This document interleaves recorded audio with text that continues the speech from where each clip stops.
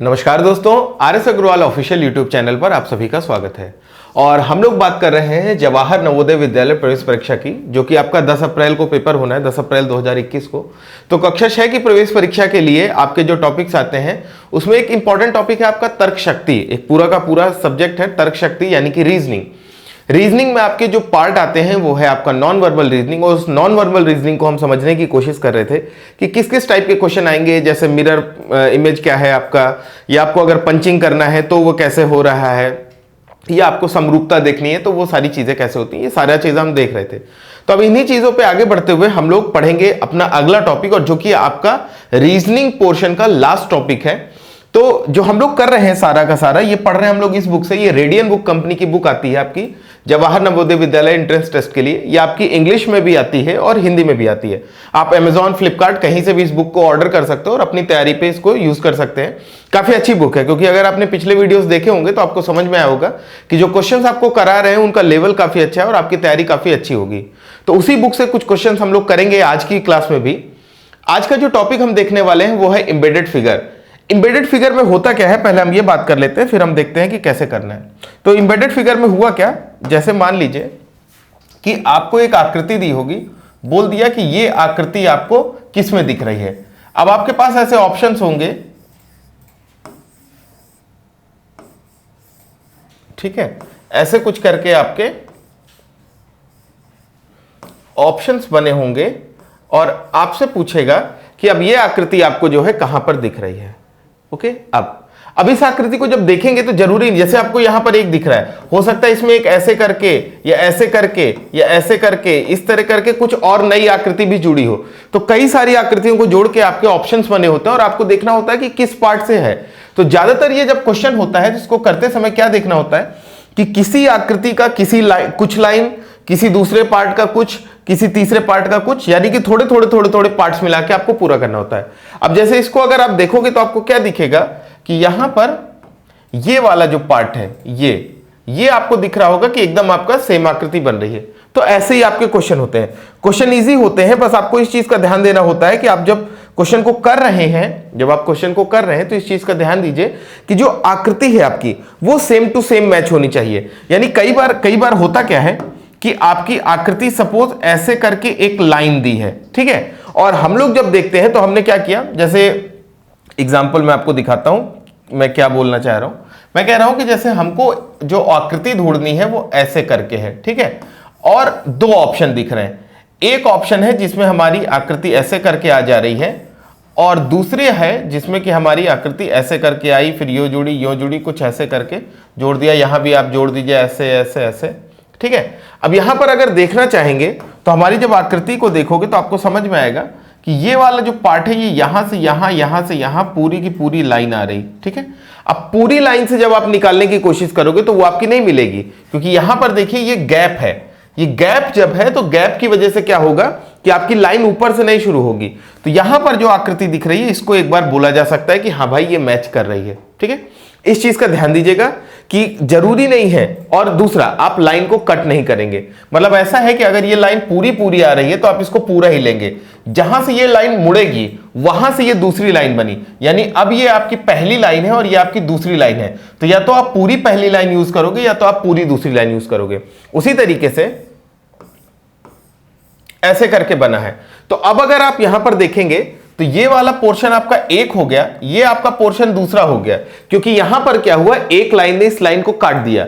जब एक लाइन ने इस लाइन को काट दिया तो क्या हुआ कि भले ये लाइन पूरी एक थी लेकिन अब इसको दो भागों में विभाजित कर दिया गया।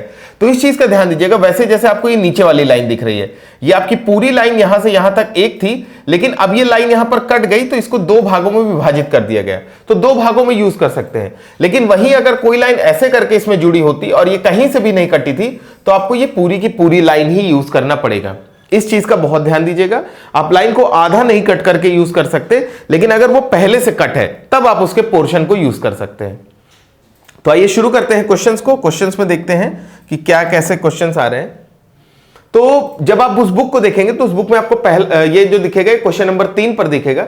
यहां पर हमको एक आकृति दिख रही है, एक ऐसे लाइन बनी है और वो ऊपर की साइड जाके खत्म हो रही है। अब ऐसी आकृति देखिए आपको किस में दिख रही है। जब आप पहले पर देखेंगे तो पहले पर अगर आप ये वाले पार्ट को देखेंगे तो आप बोल सकते हैं कि यहां से ये पार्ट आके ऐसे करके होगा, लेकिन ये जो नीचे ढलान आनी थी उसके बीच में आपको एक लाइन दिख रही है, उस वजह से वहां पर पूरा होगा नहीं। ठीक है, दूसरे पे जब आएंगे तो दूसरे पे भी आपको वो आकृति कहीं बनती हुई नहीं दिखेगी, ना तीसरे पर दिखेगी, लेकिन जैसे ही आप चौथे पर आएंगे आपको चौथे पर दिखेगा ये पार्ट ऐसे नीचे आया और ये जुड़ गया। तो अब जो आपको लाल कलर का पार्ट दिख रहा है वो आपको समझ में आ रहा होगा कि वो एकदम सेम आपकी आकृति से मैच कर रहा है। देखो दिख रहा है, मैच करता है। तो अब हमारा आंसर क्या हो गया, ऑप्शन नंबर यहां पर डी। ठीक है, नेक्स्ट क्वेश्चन आपका ये है, एक आकृति आपकी बनी हुई है और आपसे पूछ रहा है कि ये किसमें दिख रही है। अब देखो यहां पर अगर देखें तो एकदम आप देखो आपका बी वाला जो ऑप्शन है ना, ये एकदम मैच कर रहा है। कैसे,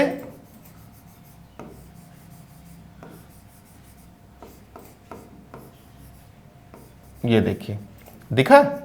अब आपको दिख रहा होगा कि आपकी जो आकृति बनी है लगभग वैसी ही आकृति, लगभग क्या एकदम सिमिलर आपकी आकृति आपको यहां पर दिख रही है। अब यहां पर ध्यान दीजिए, मैं अब ऑप्शन वाले को हटा रहा हूं ताकि आपको दिखे। तो जब आप देख रहे होंगे तो आपको क्या दिख रहा है कि यहां पर जो लाइन है वो आपकी बहुत जगह से कटी हुई है, तो हम उनको उसी हिसाब से यूज कर रहे हैं जिस हिसाब से हमको चाहिए। ठीक है, तो हमको चाहिए थी ये लाइन तो हमने ये लाइन यूज कर ली थी, हमको चाहिए थी ये लाइन ये यूज की, यहां से ये लाइन मुड़ी थी तो ये यूज हो गई, यहां से ये लाइन इधर आ गई, ये इधर आ गई और इधर आ गई। तो ऐसे करके आकृति आपकी पूरी हुई थी। अगला जो क्वेश्चन आपको दिख रहा है बुक में वो है आपका क्वेश्चन नंबर 10। और क्वेश्चन नंबर 10 में आपको क्या दिख रहा है, एक घर जैसी आकृति बनी है, उस पर गेट सा बना है और आपसे पूछ रहा है कि ये किसमें दिख रहा है। अब अगर हम इसको देखना शुरू करें तो आपको दिख रहा होगा कि यहां की ये जो दोनों लाइनें हैं ये कैसी हैं, आपकी एक बराबर बाहर की तरफ आ रही है, एक समलंब चतुर्भुज सा बन रहा है। लेकिन जब यहां पर देखोगे तो ये क्या है, एक ही साइड को बाहर निकल रहा है, दूसरे साइड को बाहर नहीं निकल रहा। तो पहली आकृति तो आपकी गलत हो गई। जब आप दूसरे पे आओगे और दूसरे पे अगर आप सोचे कि आप बनाना चाहें तो अगर हम इसको जोड़ के ऐसे करके नीचे तक ले भी आए और ये ऊपर जाने की जब कोशिश करेंगे तो ये वाले पार्ट को क्या होना चाहिए था, ऐसे करके आना चाहिए था और ये ऐसे जोड़ना चाहिए था। तो वो आपको कहीं दिख नहीं रहा, तो दिख नहीं रहा तो आपका क्या हुआ कि ये बी भी आंसर गलत हो गया।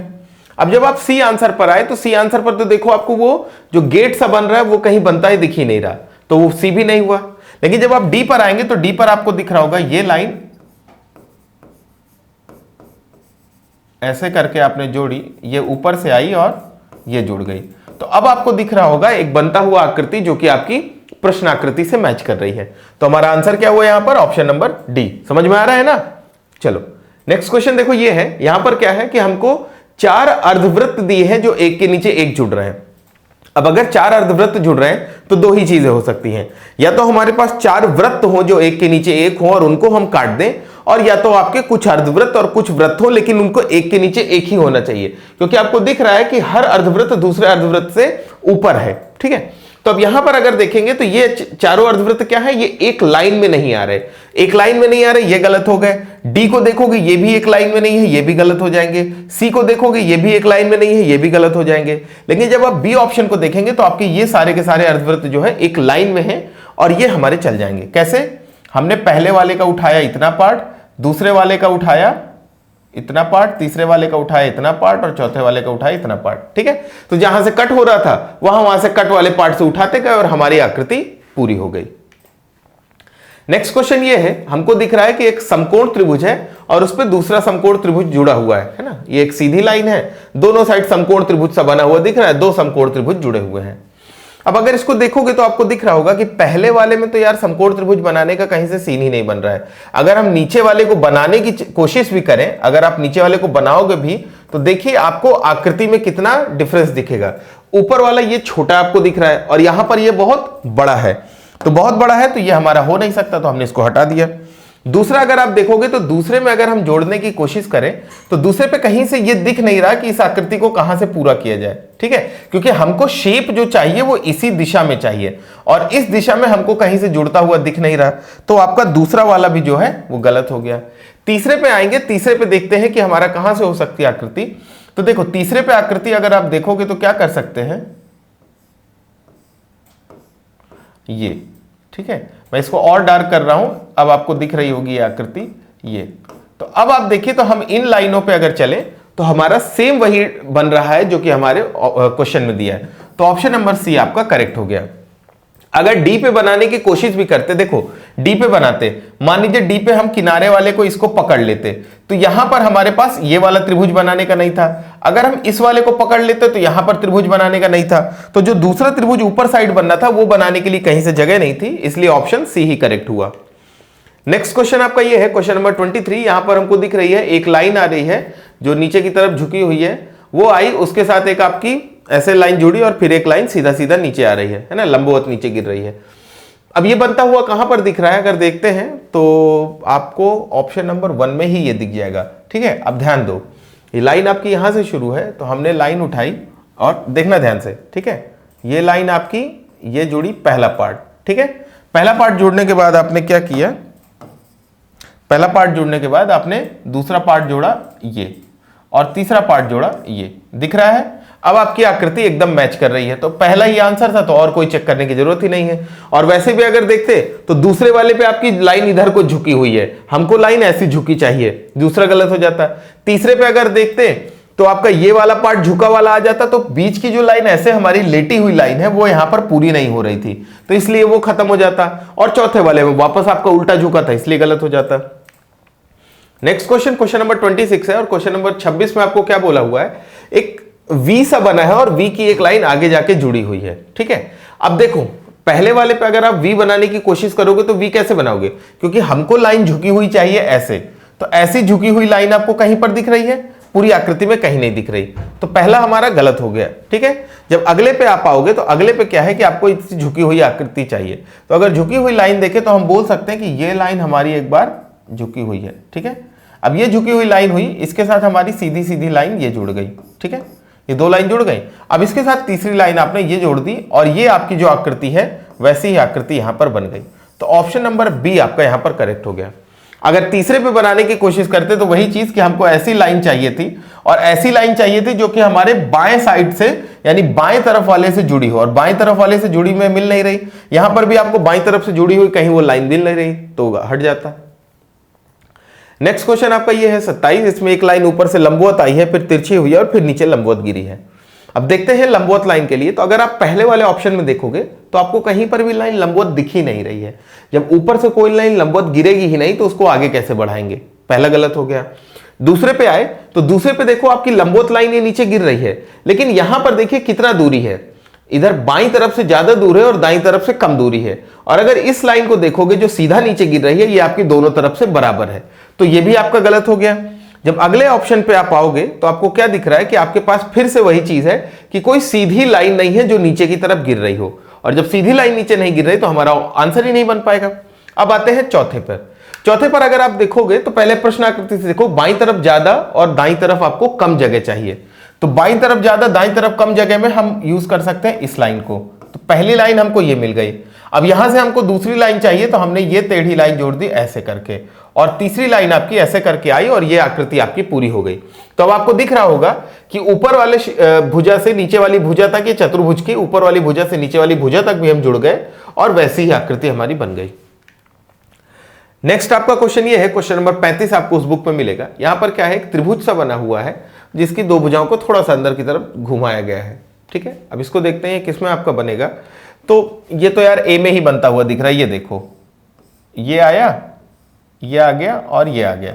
जब ए में ही बनता हुआ दिख रहा तो और कुछ देखने की जरूरत ही नहीं है। और वैसे भी अगर आप देखते तो अब देखो आपकी ये वाली लाइन ऐसे झुकी है, और इस वाली बी आकृति में आपको कोई भी लाइन ऐसे झुकी हुई नहीं दिख रही, तो गलत हो जाता है। जब सी में आते तो वापस हमको ये झुकी हुई लाइन नहीं चाहिए। अगर हम इसको आधार बोलें, इस लाइन को अगर आप आधार बोलोगे, ये वाली लाइन को, तो आपको कहीं पर वो लाइन झुकी दिख ही नहीं रही है। करेक्ट, यहां भी नहीं झुकी है, यहां भी आपको नहीं झुकी दिख रही, यहां भी आपको झुकी हुई नहीं दिख रही, तो आंसर हमारा ए ही हो गया।